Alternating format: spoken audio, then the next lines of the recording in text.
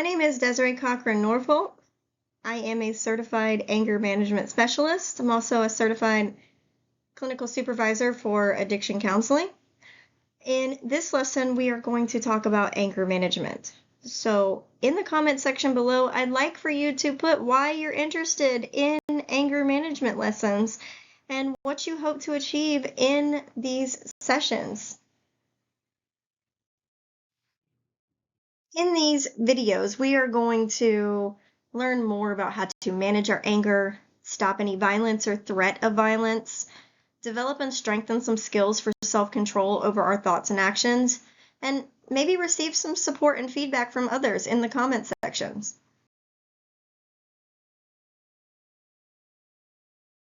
In the most general sense, anger is a feeling or an emotion that ranges from mild irritation to intense fury and rage. Anger is a natural response to those situations where we feel threatened, or we believe harm has come to us, or we believe that another person has unnecessarily wronged us. We may also become angry when we feel another person, like a child or someone close to us, is being threatened or harmed. Anger can be this positive emotion. Maybe it's a moral response to an injustice or a rational response to a threat. And it can be expressed in assertive and productive ways.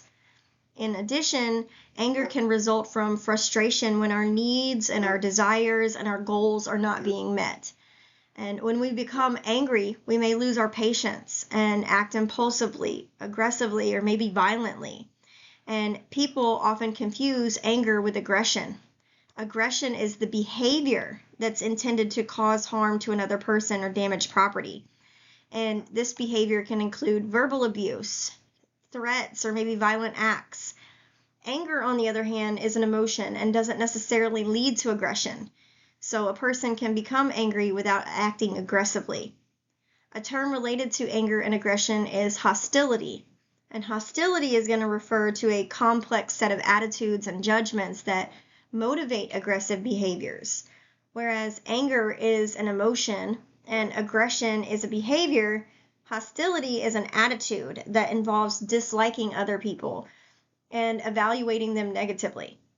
So in these lessons, you're going to learn some helpful strategies and skills to manage your anger, express your anger in constructive ways, solve your problems, change some hostile attitudes, and prevent aggressive acts like verbal or violence. So anger becomes a problem when it's felt too intensely, or it's felt too frequently, or it's expressed inappropriately. Feeling anger too intensely or frequently places extreme physical strain on the body. And during prolonged and frequent episodes of anger, certain parts of the nervous system are going to become highly activated. And consequently, blood pressure and heart rate are going to increase and stay elevated for long periods. And this stress on the body may produce many different health problems like hypertension, heart disease, and a diminished immune system efficiency. So from a health standpoint, avoiding physical illness is a motivation for controlling your anger.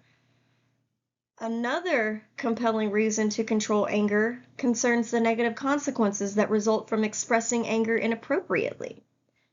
In the extreme, anger can lead to violence or physical aggression, and that can result in numerous negative consequences like being arrested or being jailed, losing your job, being physically injured, being retaliated against, alienating your loved ones, being terminated from a substance use disorder treatment or social service program, maybe feeling guilt or shame or regret. And even when that anger does not lead to violence, the inappropriate expression of anger, like verbal abuse or intimidating or threatening behavior, is often going to result in negative consequences. So, for example, it's likely that others are going to develop fear or resentment or lack of trust toward those who subject them to their anger outbursts. And that's going to cause alienation from friends or family members or coworkers or just people in general. And the inappropriate expression of anger initially has these apparent payoffs. One payoff is being able to manipulate and control other people through aggressive and intimidating behavior. Others might comply with someone's demands because they fear the verbal threats or the violence. Another payoff is the release of tension that happens when you lose your temper and act aggressively. You may feel better after an anger outburst, but everybody else around you is going to feel worse. So in the long term, these initial payoffs are going to lead to negative consequences. And for that reason, we call them apparent payoffs, because the long-term negative consequences are going to far outweigh those short-term gains. So, for example, maybe consider a father who persuades his children to comply with his demands when he uses an angry tone or he uses threatening gestures. These behaviors imply to the children that they're going to receive physical harm if they're not obedient. So the immediate payoff for the father is that the children are going to obey his commands. The long-term consequence, however, might be that the children learn to fear or dislike him and become emotionally detached from him. And as they grow older, they're going to avoid contact with him or maybe refuse to see him altogether. So one misconception or myth about anger is the way that we behaviorally express anger, that it's inherited or it can't be changed. And our facial expressions and our nervous system response when we become angry are inherited. But what we do next, our behavior, that's learned. And sometimes we might hear somebody say, "Oh, I inherited my anger from my father. That's just how I am." But this statement implies that the behavioral expression of anger is fixed and it can't be changed. And although to some extent a person's proneness toward anger has a genetic basis, like maybe psychological traits like proneness toward anger, and that's not fixed. The psychological traits. A person's childhood environment is going to play a major role in determining how that person expresses their anger. So because people are not born with this set specific way of expressing anger, it is possible that we can learn some more appropriate ways of expressing our anger. And similarly, it is possible to change the way that your nervous system reacts after you get angry. You can learn to calm down more quickly with a little bit of practice. The approach to anger management that's used in this treatment was influenced by Bandura in 2018, the social cognitive theory. So in particular, the assumption that behavior is socially learned. And a lot of studies have established that the way people learn to express anger and violence is by observing other people, particularly the influential people in their lives. So that might include your parents, your family members, your friends. And if children observe their parents expressing anger through aggressive acts, like verbal abuse or maybe violence, then it's very likely that they're going to learn to express their anger in similar ways. And fortunately for, our purposes, we can change this behavior by learning some new and appropriate ways of expressing anger. It's not necessary to continue to express anger by aggressive and violent means. A related myth involves the misconception that the only effective way to express anger is through aggression. And it's commonly thought that anger is something that builds and escalates to the point of an aggressive outburst. But as we saw earlier, anger does not necessarily lead to aggression. In fact, effective anger management is going to involve controlling that escalation of the anger by learning assertiveness skills, changing negative and hostile thoughts, or maybe self-talk, challenging our maladaptive beliefs, and employing a variety of behavioral strategies. And these skills and techniques and strategies I'm going to talk about in other videos. But a lot of people confuse assertiveness with aggression. The goal of aggression is to dominate and intimidate and harm or injure another person, to win at any cost. But on the flip side, the goal of assertiveness is to express your feelings of anger in a way that's respectful of other people. So, for example, if you were upset because a friend was repeatedly late for meetings, then You could respond by shouting obscenities and name calling. And this approach is an attack on the other person rather than an attempt to address the behavior that you find frustrating or anger provoking. An assertive way of handling this situation might be to say, hey, when you're late for a meeting with me, I get pretty frustrated, and I wish that you would be on time more often. This I statement is expressing your feelings of frustration and your feelings of dissatisfaction, and it's going to communicate how you would like the situation to be changed. The expression doesn't blame the other person or threaten the other person, and it minimizes the chance of causing emotional harm to that other person. And for a lot of years, the popular belief along a lot of mental health professionals and lay people in general was that the aggressive expression of anger, like screaming or beating on pillows, was healthy and therapeutic. But research studies have found that people who express their anger aggressively simply get better at being angry. So, in other words, expressing anger in an aggressive manner is going to reinforce that aggressive behavior. And so, this time it's the pillow, but next time the pillow's not around, and the only thing to release your aggression on is that other person's face.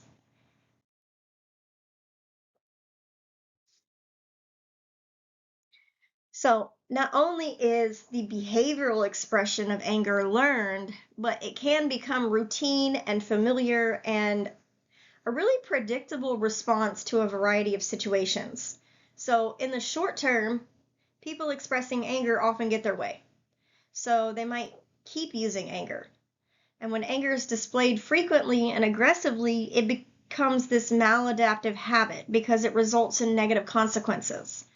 And habits, by definition, are performed over and over again without thinking.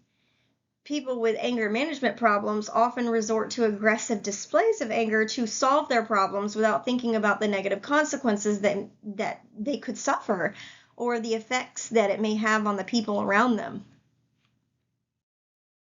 So, to change your anger habit, you have to develop an awareness of the circumstances and the behaviors that are triggering your anger. And it's also important to be aware of the events or the situations that could result in anger, even when other people aren't involved, like maybe when your car won't start or when your computer malfunctions. And this awareness also involves understanding the negative consequences that result from your anger. So, maybe, for example, you might be in line at the supermarket and become impatient because the lines are too long. And in this case, perhaps your anger is triggered by having your time wasted or by being made late for an appointment. Or you could become angry and then demand that the checkout clerk call for more help. And then as your anger is escalating, you may become involved in a heated exchange with the clerk or maybe another customer. And the store manager might respond by having the security officer remove you from the store. So the negative consequences that result from this event are not getting the groceries that you wanted, and the embarrassment and the humiliation that you're suffering from being removed from the store. In another video, I'm going to introduce the anger meter and the anger awareness record.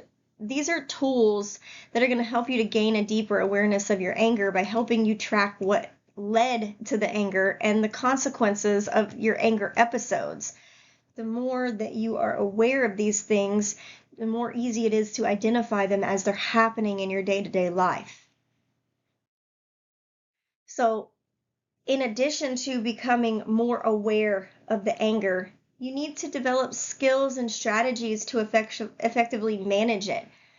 And these strategies can be used to stop that escalation of the anger before you experience any negative consequences. An effective set of strategies for controlling your anger could include immediate, interpersonal, and preventive strategies. Immediate strategies are going to include taking a time out, some deep breathing exercises, and thought stopping. Interpersonal strategies are going to be including strengthening your assertive communication and your problem-solving skills. And the preventive strategies are going to include developing an exercise program and changing some of your maladaptive beliefs.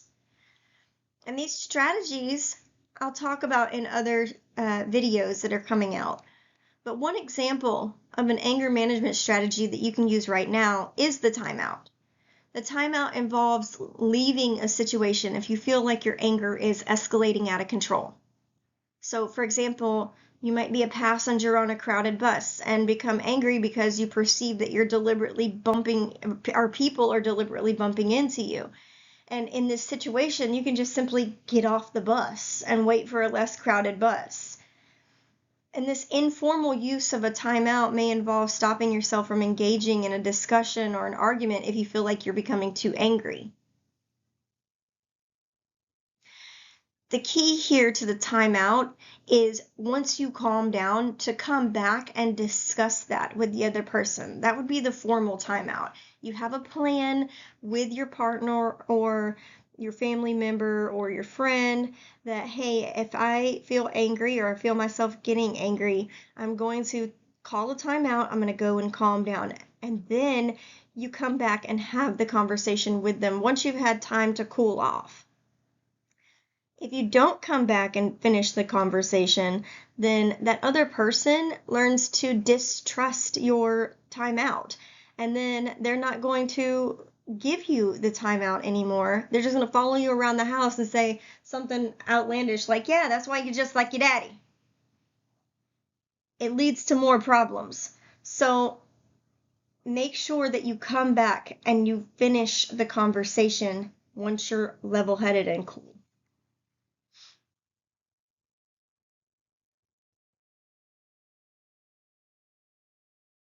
So one technique that's helpful in increasing the awareness of anger is learning to monitor it. A simple way to monitor your anger is to use what's called the anger meter. A 1 on the anger meter is going to represent a complete lack of anger or a total state of calm, whereas a 10 is going to represent intense anger, along with that feeling that you might lose control. And that leads to negative consequences. So points between the 1 and the 10 are going to represent feelings of anger between those extremes. And the purpose of the anger meter is to monitor the escalation of anger as it's moving up the scale. So for example, when a person encounters an anger-provoking event, they don't reach a 10 immediately. Sometimes it feels like that, but they're not reaching it immediately. In reality, the individual's anger is starting at a low number and then rapidly moving up that scale. But there's always time, provided that you've learned the proper coping skills, there's always time to stop that anger from escalating to a 10. You can go anywhere up to a 9 and turn around before there's any consequences. But it's important for you to understand that a 10 is reserved for instances when you begin to lose control and suffer, or maybe other people could suffer negative consequences.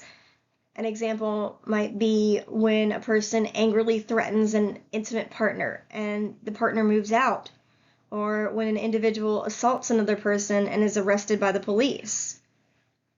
And a second point to make here about the anger meter is that people may interpret the numbers on the scale differently. So what may be a 5 for one person could be a 7 for someone else. It's much more important to personalize this anger meter and become comfortable and familiar with your own individual readings of the numbers on the scale. But just keep in mind that a 10 is reserved for instances when somebody starts to lose control and they suffer or they could suffer negative consequences. So I want you to monitor your level of anger on the anger meter over the next week and write about it in your journal, or you can put it in the comment section below.